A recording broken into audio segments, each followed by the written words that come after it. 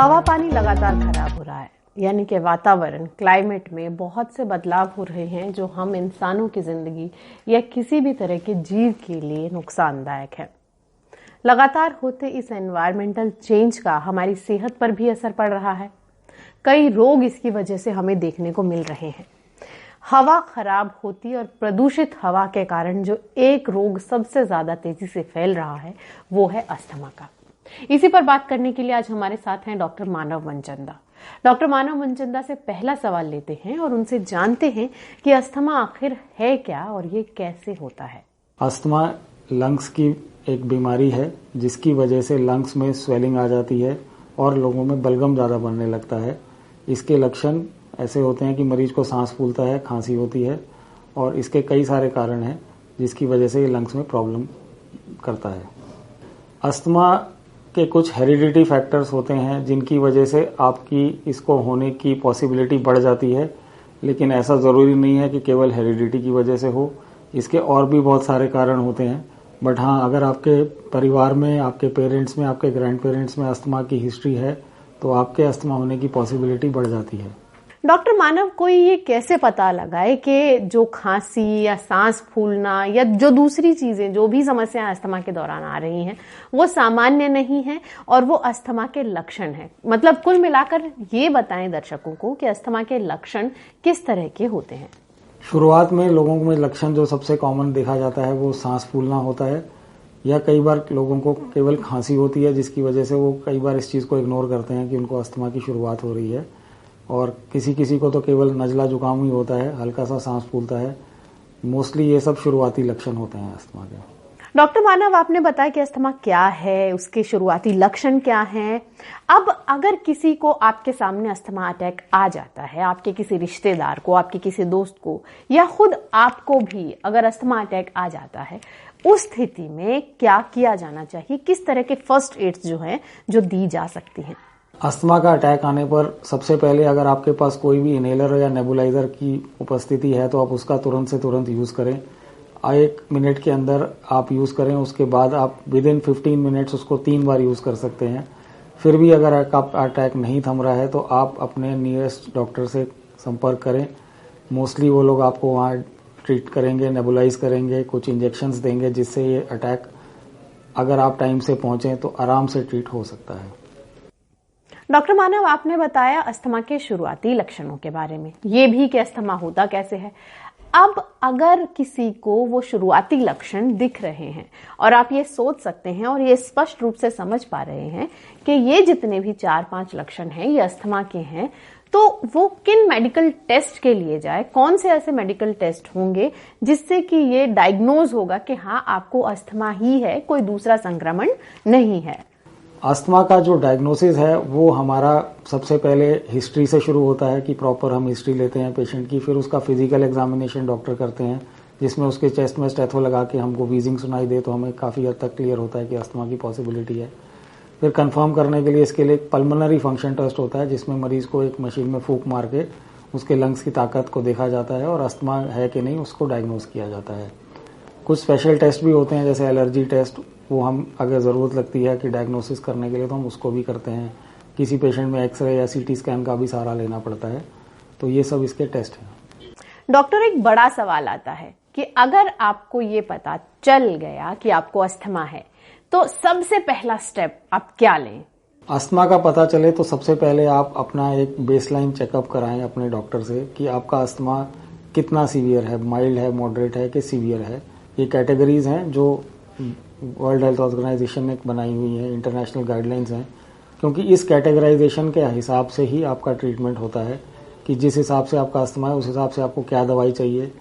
फिर डॉक्टर आपके लाइफस्टाइल को देखते हैं, एनालाइज करते हैं कि उसमें कौन सा ऐसा ट्रिगर है जो आपको ये परेशान कर रहा है जिसकी वजह से अस्थमा आपको हो रहा है। तो वो लाइफस्टाइल मॉडिफिकेशन भी डॉक्टर आपको सलाह देते हैं। फिर डॉक्टर मानव, अस्थमा आखिर कितनी तरह का होता है? क्या अस्थमा के भी टाइप्स होते हैं और अगर अस्थमा के टाइप्स होते हैं तो ये कितने प्रकार का होता है? अस्थमा जनरली इसके वैसे तो अस्थमा एक ब्रॉड स्पेशलिटी है जिसमें सब सांस की बीमारी जिसको हो रही है अस्थमेटिक प्रॉब्लम में लोग करते हैं, बट इसके कुछ सब टाइप्स हैं। जैसे जेनेटिक अस्थमा किसी को है, फैमिलियल अस्थमा हो गया, किसी को एक्सरसाइज इंड्यूस्ड अस्थमा होता है, जैसे किसी को एक्सरसाइज से ट्रिगर होता है, किसी को दवाइयों से ट्रिगर होता है, इसको हम एस्पिरिन इंड्यूस्ड अस्थमा या ड्रग इंड्यूस्ड अस्थमा कहते हैं। एस्पिरिन एक बहुत कॉमन पेन किलर है जिसकी वजह से कई लोगों को सांस की दिक्कत हो जाती है। फिर कुछ ओबेसिटी इंड्यूस्ड अस्थमा है, जैसे किसी बहुत मोटे हैं उस पेशेंट को हो गया। कुछ स्मोकर्स हैं जिनको अस्थमा हो जाता है तो स्मोकिंग इंड्यूस्ड अस्थमा है। तो ये कुछ सब टाइप्स हैं जो हम लोग डिफाइन करते हैं, क्योंकि इससे हमें ट्रीटमेंट करने में आसानी होती है पेशेंट के लिए। डॉक्टर, एक सवाल जो बहुत ज्यादा पूछा जाता है वो ये कि क्या अस्थमा का कोई परमानेंट इलाज है? अस्थमा का परमानेंट कंट्रोल किया जा सकता है, जो कि एक सही परिभाषा है इस ट्रीटमेंट की। और कंट्रोल आजकल हम लोग इतना अच्छा अचीव कर लेते हैं कि मरीज सिम्टम फ्री रहते हैं, केवल दवाई के ऊपर या इनहेलर या जो भी उसकी बेस्ट पॉसिबल दवाई है उस पर अपना lifestyle totally as a normal person व्यतीत करते हैं। और कंट्रोल के लिए हमारे पास आजकल बहुत अच्छे विकल्प हैं दवाइयों में। डॉक्टर मानव, आपने अस्थमा के बारे में बहुत सी जानकारी दी। अब जो सवाल निकल कर आता है वो ये कि क्या अस्थमा को ठीक किया जा सकता है? इसके लिए किस तरह के इलाज मौजूद हैं? अगर किसी को अस्थमा डायग्नोज होता है तो किस तरह के ट्रीटमेंट्स उसके लिए मौजूद हैं? अस्थमा को जैसे हमने बताया हम कंट्रोल करते हैं, और इलाज में इसके लिए हमारे पास कुछ इनहेलर्स होते हैं जो कंट्रोलर्स होते हैं, जिनमें मोस्टली स्टेरॉइड्स होते हैं। और ये steroids are absolutely safe, I will insist that कि ये बिल्कुल सेफ स्टेरॉइड्स होते हैं जिसमें हम मरीज को कंट्रोल कर सकते हैं। कुछ रिलीवर इनहेलर भी होते हैं, जब अटैक ज़्यादा हो तो हम उन रिलीवर इनहेलर का इस्तेमाल करते हैं। उसके अलावा आजकल बायोलॉजिकल्स भी दवाइयाँ हैं जिससे अस्थमा का कंट्रोल, जो सीवियर कैटेगरी ऑफ पेशेंट्स हैं उसमें हम यूज़ करते हैं। कभी कभी हमें ओरल या आईवी स्टेरॉइड्स अटैक पड़ने पे भी देने पड़ते हैं, बट मोर और लेस हमारे पास इनहेलर्स के तौर पे आजकल कंट्रोलर बहुत अच्छे अवेलेबल हैं। आप अपना पूरा लाइफस्टाइल नॉर्मल व्यतीत कर सकते हैं अगर इसका आप रेगुलर यूज करें तो। डॉक्टर मानव मनचंदा, अब जब आपने हमें अस्थमा के लक्षणों और इसके इलाज के बारे में बताया तो ये जानना भी जरूरी है कि अस्थमा के मरीज को किन बातों का खास ख्याल रखना चाहिए। तो आप अस्थमा के मरीज को क्या एडवाइस देंगे? वो कौन सी बातें हैं जो एक अस्थमा के मरीज को ध्यान में रखनी बेहद जरूरी है? अस्थमा के पेशेंट्स को अपनी लाइफस्टाइल में सबसे जो ट्रिगर्स हैं, एक तो उनको अवॉइड करना चाहिए। जैसे अगर उनको स्मोकिंग से प्रॉब्लम है, स्मोकिंग ना करें। अगर वो ओबीज हैं तो एक्सरसाइज करें, अपना वेट रिड्यूस करें। अगर उनको किसी दवाई से एलर्जी है तो वो उसको हमेशा अपने एक लिस्ट बना के रखें कि ये दवाई कभी भी अगर कोई डॉक्टर लिखे किसी कारण से तो उनको बताएं। दूसरा, जैसे अभी पोल्यूशन बढ़ता है या दिवाली के आसपास पटाखे उछलते हैं तो उस टाइम खास ख्याल रखें कि अर्ली मॉर्निंग नहीं निकलें जिस टाइम पोल्यूशन सबसे ज़्यादा होता है। प्लस हम लोग आजकल वैक्सीन्स भी काफ़ी कॉमनली देते हैं ऐसे पेशेंट्स को जिनको रेगुलर अस्थमा का दवाइयाँ हैं। उन वैक्सीन से काफ़ी इन्फेक्शंस प्रिवेंट होते हैं जिसकी वजह से अटैक आने के चांसेस काफ़ी कम हो जाते हैं। मेरे साथ हैं डॉक्टर मानव मनचंदा और हम बात कर रहे हैं अस्थमा को लेकर। हमने इसके लक्षणों को समझा, इसके कारण को जाना और ये जाना कि इसके लिए किस तरह के इलाज मौजूद हैं। डॉक्टर मानव, मैं आपसे एक सवाल और लेना चाहूंगी, वो ये जो हमसे भी अक्सर खूब पूछा जा रहा है, वो ये कि क्या ऐसा है कि किसी को अचानक से अस्थमा हो जाए? अचानक अस्थमा, जिसको हम अटैक कहते हैं, वो कभी कभी ट्रिगर हो जाता है अगर आपको कभी बहुत ही ज़्यादा अपने एलर्जन से एक्सपोजर हो जाए तो। और उस अटैक को ट्रीट करने के लिए हम इमीडिएटली फिर पेशेंट्स को नेबुलाइज करते हैं, कुछ दवाइयाँ देते हैं इंजेक्शन के तौर पे ताकि वो रुक जाए। जो रेगुलर अस्थमा है वो कभी भी अचानक नहीं होगा, वो धीरे धीरे आपकी बीमारी सामने आएगी। आप उसको शुरू में इग्नोर करेंगे तो हाँ ज़रूर वो किसी दिन अचानक अटैक के रूप में आ सकता है, बट सिम्टम्स उसके कुछ ना कुछ हफ्तों से आपको पहले हो रहे होंगे। डॉक्टर मानव, कोई भी बीमारी हो, छोटी या बड़ी, ये तो हम सब मानते हैं कि खान पान से जुड़े कुछ परहेज उन बीमारियों के दौरान होते हैं। कुछ ऐसा खान पान या खाने की चीजें होती हैं जो उस बीमारी के दौरान मना की जाती है, वहीं कुछ ऐसी चीजें भी होते हैं जिन्हें खाने की सलाह दी जाती है। तो आप अस्थमा के मरीजों को क्या कहना चाहेंगे? उन्हें अस्थमा के दौरान किन चीजों का सेवन करना चाहिए? जनरली हम देखते हैं कि जो अस्थमा के पेशेंट्स हैं हमसे यही सवाल पूछते हैं। हम ये कहते हैं आप अपनी नॉर्मल हेल्दी डाइट लीजिए। किसी चीज़ से अगर आपको एलर्जी लगती है तो उसको कंफर्म करके ही आप बंद करें, नहीं तो ऐसे सब चीज़ों का सेवन जैसे केला, दही वगैरह बंद करने की ज़रूरत नहीं होती है। मोस्टली लोगों को इन चीज़ों से एलर्जी नहीं होती है। डॉक्टर मानव, ये तो आपने उन चीज़ों का जिक्र किया जो अस्थमा के मरीज खा सकते हैं। क्या कुछ ऐसी भी चीज़ें हैं जिनसे अस्थमा के मरीजों को परहेज करना चाहिए? हाँ, जंक फूड जो हम कहते हैं कि अवॉइड करें, जैसे कोल्ड ड्रिंक्स और आजकल चिप्स वगैरह जो बच्चे खाते हैं जिसमें कुछ ना कुछ केमिकल्स ऐसे होते हैं जो आपको नुकसान करते हैं। तो ये सब चीज़ें अवॉइड करें। मौसम जब बदल रहा है तो उस टाइम पे आप कोल्ड ड्रिंक्स, आइसक्रीम्स वगैरह ना लें कि जिससे आपको इन्फेक्शन हो और इन्फेक्शन से फिर अस्थमा ट्रिगर हो।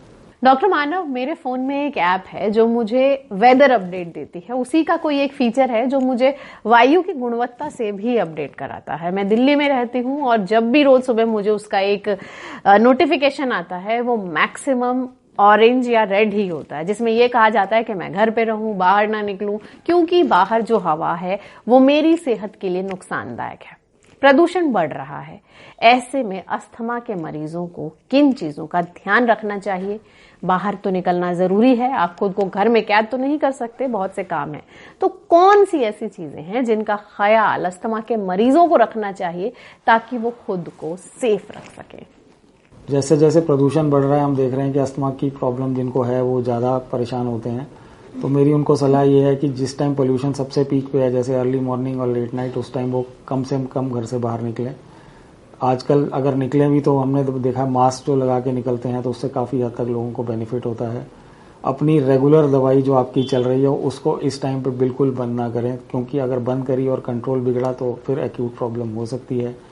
अगर आपके सिम्टम्स 1 या 2 दिन से ज़्यादा आपको हो रहे हैं तो तुरंत अपने फिजिशियन से कंसल्ट करें ताकि वो ट्रीटमेंट उस हिसाब से आपका अप्रोप्रिएट दे पाएं कि आपकी प्रॉब्लम आगे ना बढ़े। डॉक्टर मानव, आपने अस्थमा से जुड़े तकरीबन हर सवाल का हमें जवाब दिया। हमारे पास आने वाले सवालों को भी हमने इस इंटरव्यू में ऐड किया और उन सवालों को भी जो हमारे खुद के थे। लेकिन एक मिथ है जिसे मैं यहाँ पर ब्रेक करना चाहूंगी, या ये मिथ है या नहीं है ये भी आप ही बताएंगे एज एन एक्सपर्ट, कि अक्सर लोग अपने बीमार बच्चों को नेबुलाइज नहीं कराते। जब उन्हें नेबुलाइजर की जरूरत होती है तो वो नेबुलाइज करने से डॉक्टर को मना कर देते हैं, क्योंकि लोगों में ये एक सोच है, भ्रम आप उसे कहें, कि अगर आपने बच्चे को कंजेशन की वजह से, छाती में कफ जमा होने से उसे राहत दिलाने के लिए ही अगर नेबुलाइज किया तो इन फ्यूचर वो अस्थमा के लिए प्रोन हो जाएगा, उसको अस्थमा आसानी से हो सकेगा। ये बात कितनी सही है और कितनी गलत? नेबुलाइजर से अस्थमा नहीं होता, नेबुलाइजर अस्थमा का इलाज है। सपोज मेरे को शुगर है और मैं शुगर की दवा खा रहा हूँ तो शुगर की दवा से मुझे शुगर नहीं हो रहा, वो उसका इलाज हो रहा है। ऐसे ही नेबुलाइजर से दवाई जो दी जा रही है वो अस्थमा के ट्रीटमेंट के लिए दी जा रही है। और इसकी आदत पड़ना भी एक कॉमन वो प्रॉब्लम है जो हम फेस करते हैं कि इसकी आदत पड़ जाएगी, वो चीज़ गलत है। वो उस बीमारी की ज़रूरत है और ज़रूरत की दवा है जिसको हम नेबुलाइजर के थ्रू दे रहे हैं। शुक्रिया डॉक्टर।